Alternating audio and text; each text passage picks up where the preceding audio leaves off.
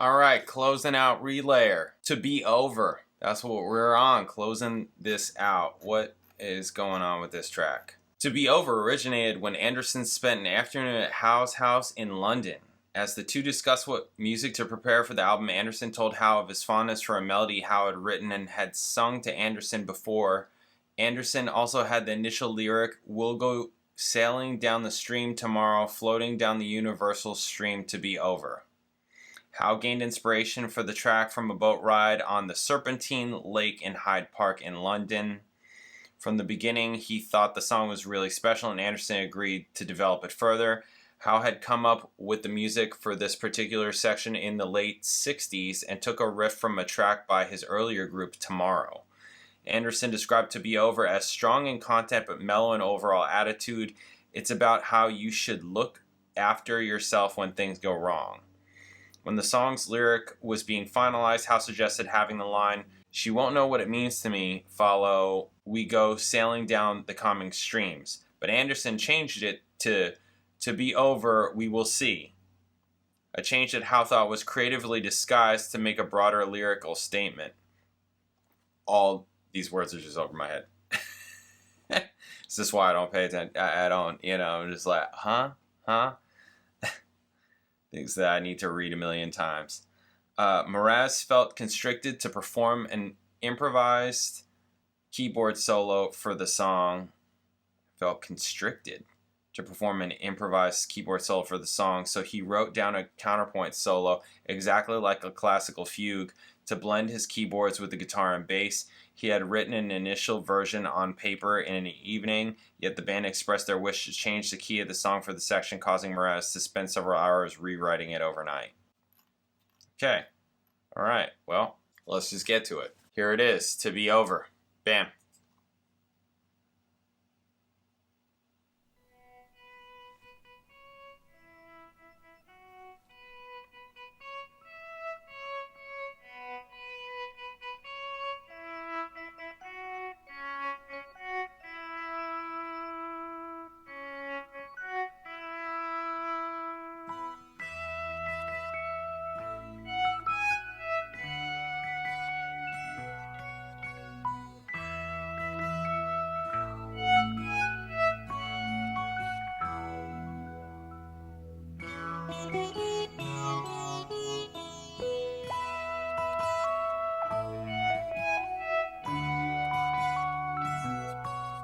Again with the wah, auto wah filter on the bass.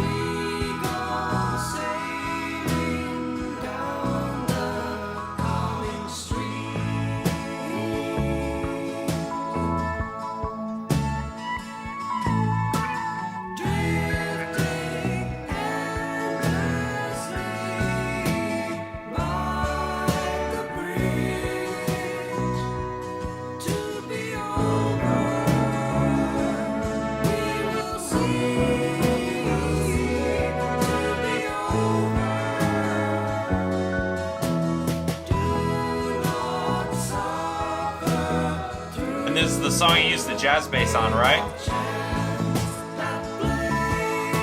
Yeah. Just this tone is kind of bigger, rounder, warmer.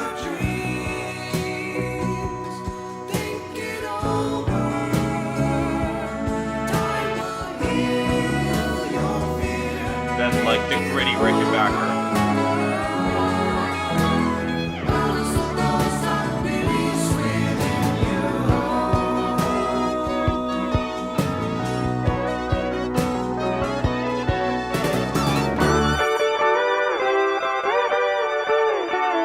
Cowboy Steve.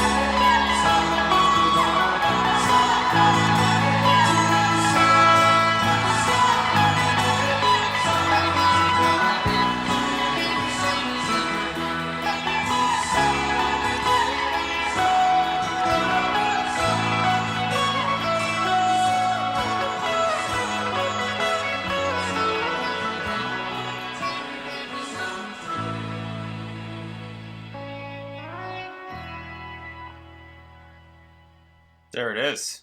All right. You know, I think this track sonically is the best on the album. It's better than the other two. It has its moments, but where it's a little bit weird, but for the most part, like pretty much for the most part, it's way better. I don't know why. This one is washier, like especially that whole ending was way washy sounding, but also it didn't have the drum content, right? The drums was just like, you know, a cymbal and then some just like stab hits with the kick, you know, just like some hits here and there type of thing. So I don't know. I mean, I don't know. This song sonically was clearer than the other two. I liked it. It was very nice. There was a lot of it that was really very nice. Really. Yeah, I like this track a lot, actually. Yeah. I mean, again, all of this is first listen, so and it's a lot. So there's that. So I can't really talk about specifics in that kind of way, but this was very nice. Really, very nice. Very nice piece. Yeah, I like this one. Musically, on the album, everything is really cool, right? I still would say that this is a continuation of Tales, to me. Just sonically not as good, right? Which is unfortunate to me. So, yeah, there's that. All right, critical reception. Relayer received a mostly positive reaction from music critics. Music journalist and author Chris Welch gave a positive review for Melody Maker, praising the album as one of the most successful and satisfying Yes albums. He described The Gates of Delirium as a powerful piece and benefits by the time structures imposed by this single album. Welch continued to note the band at their best, creating tension and release with consummate ease, and preparing the way for John's crystalline vocals at the end of the battle section, which segues into Soon. In its December 1974 review, Billboard magazine called Relayer another nearly flawless effort by Yes, and noted Mraz fits in perfectly and concluded with one of the simpler, yet at the same time one of the most workable sets the band has come up with. Those who gave the album a negative review thought it was the follow-up to Tales. I do think it's a follow-up to Tales. To me, it's a continuation. An album they felt was pretentious and overblown. Well, I mean, okay. Sure, you don't like prog music. You could have just said that. Listen, we're not really into prog, so this isn't for us. You know, it's like, you know, I'm not really into New Yorkers, so your attitude is not really for me.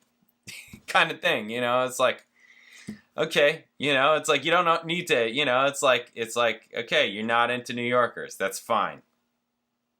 You know, not everybody is into that. Some people want it, you know, softer.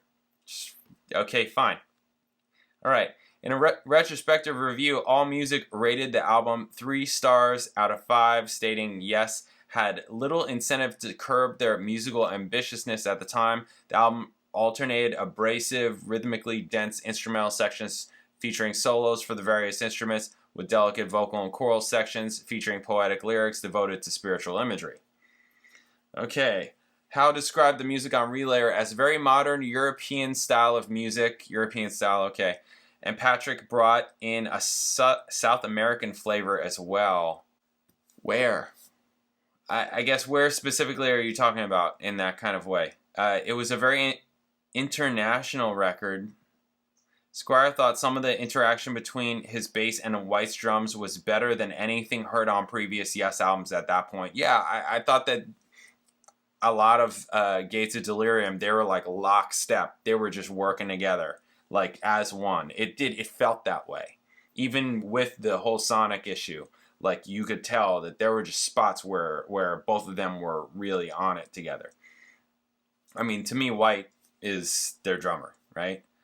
Mraz summarized the album's recording as pretty loose, but the energy is there. Upon its release, Wakeman was asked to review it for the BBC and felt pleased that the band had made it as it was far too jazzy and freeform, which I didn't like.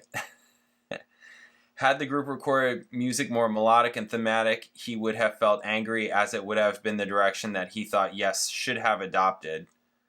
I'm pleased I made the right decision to leave the band when I did. Damn. Yeah.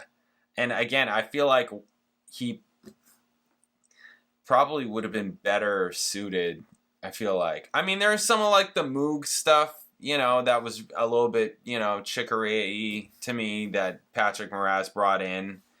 That was fine, but I really liked Rick Wakeman on Tails. I thought he just nailed exactly what it needed. He did exactly what the music needed.